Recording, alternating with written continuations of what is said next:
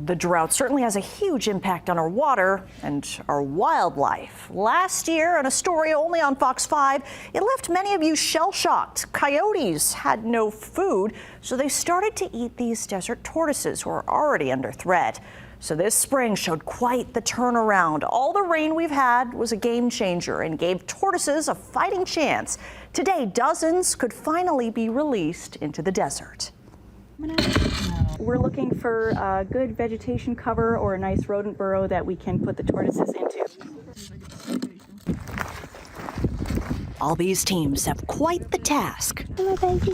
Find a new home for 30 tiny desert tortoises moving from a research facility out on their own into the great big desert. Whether they stay or go from that area, it's up to them. Prevent it from getting snagged on anything. They all have trackers, so scientists with 5 federal, state, and local agencies can monitor their progress for years to come. This release was possible after the remarkable rain we've had this winter and spring.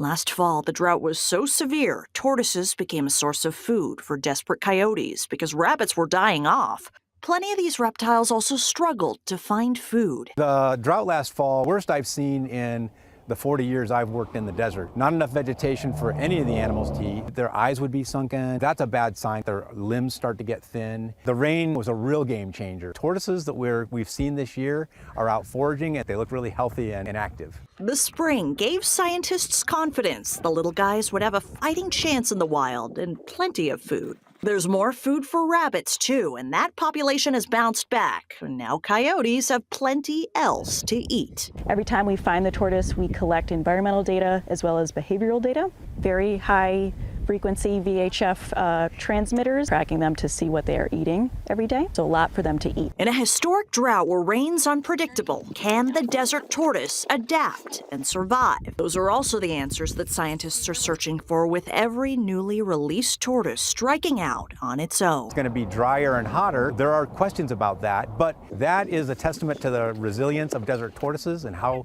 all the tortoises and other wildlife and plants have made it in the desert. It's emotional that we can contribute to something bigger. So there are plenty of things you can do to protect the desert tortoise. Keep an eye on the road. Don't run them over if they're crossing. Stay on trails. Don't wander off so you don't step on a tortoise or its home. Pick up trash so they don't eat it. And don't release your pet tortoise or reptiles into the wild.